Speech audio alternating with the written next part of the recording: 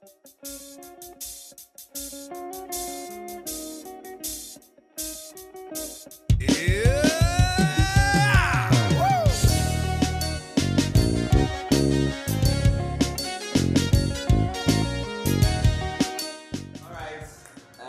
my language, Ekabo, you're welcome again to Politics and Governance. And as usual, I'm Dara, your show with and with me is Baby Liki. And so today we want to look at moving forward as a nation. We'll ask ourselves, reforming our individual values, is it a way forward for the country? Let me explain. You see, people come out and say that the person that takes bribe on the road is you and I. The person that refuses to pick the dirt on the floor is you and I, and all of that, and all of that. Now I'm saying that, is it possible to reform? Is it possible to reform individual values? Is it possible to start from reforming individuals as a nation towards development? So, or we're just deceiving ourselves? Actually, I don't know if you understand what I'm saying. So, is it possible to reform individuals like that, or it has to start from top bottom or bottom up? What do you think? I think it's both ways. Okay. Back to the question on whether or not individual values actually have a role to play in national development. It has a very important role to play. You don't expect someone who values integrity to get somewhere and mess up. So I think we, as individuals, still need to hold on to who we are. Okay, this is what I value, this is what I cherish, and stay the course of it, irrespective of whatsoever thing is happening. And then another thing that we also need to do is institutionalize a lot of things. We are in a place where we are in a country where institutions do not work, and so even individuals who want to do the right things, who have personal values that they are trying to protect, do not have a level playing ground. They don't have the correct environment to be able to channel their values. You get to work in probably a government institution, and then the first thing that's coming to your mind is corruption. Am I sure these people are actually going to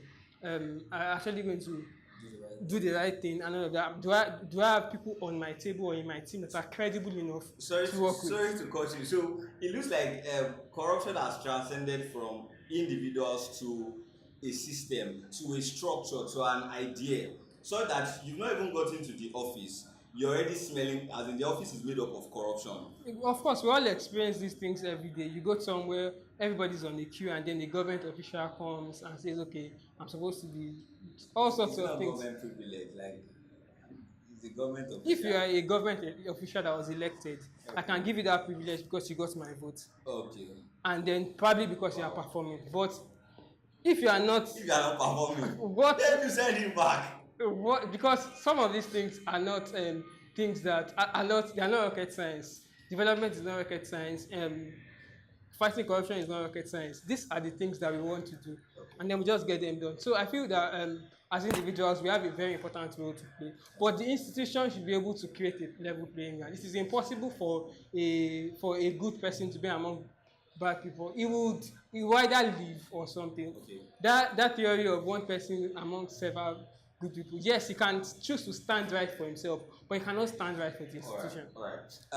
We'll soon wrap it up, but I just want to point you to there was a time Olorundara while I was speaking, and she said that there were a lot of things we wanted to do for this country, but there was no political will. If I get her correctly, if they wanted to develop Nigeria's economy, the political will to do that was lacking. What do you think? Is it an individual fault or a system fault? It's a system fault. Okay. It's just a system fault. So if you're saying that even as an executive president in that regard, are you saying that there was nothing as an individual I could have just done and executed like that to enforce political will, or he has to gather cohorts? Okay, by a system fault, I mean that the system itself, when we talk about the system just goes beyond saying the word system. It is who are those that are actually supposed to ensure that system is working. If the system finds itself in the hands of people who do not want the system to work, it's impossible. We have seen different governors come into different states and perform at different levels based on who they are and who they brought into their cabinet and the kind of people they employ into different roles. So it goes beyond this person can do it on his own. If he brings together a team and this team decides that this is the way forward, the same way we look at issues in our private space, If, for example, a man is poor, he calls his family and says, okay, I'm jobless at this point in time. What do we do?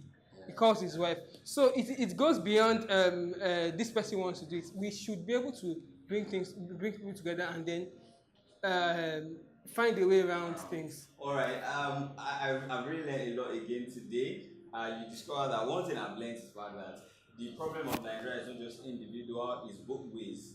And so we have to find a way to find the bridge. And so as an individual, keep your values strong. Yeah. And also, if as an institution, the people that are in charge of these institutions, as the individual is keeping his values strong, endeavor to support your fellow Nigerian. And so when you see someone doing the right thing, don't let he or she stand out. And so basically, this is what we're having it for today. So we are saying that the way forward for Nigeria is to both reform our institutions and reform the individual. And bye for now. I don't love you guys. You guys.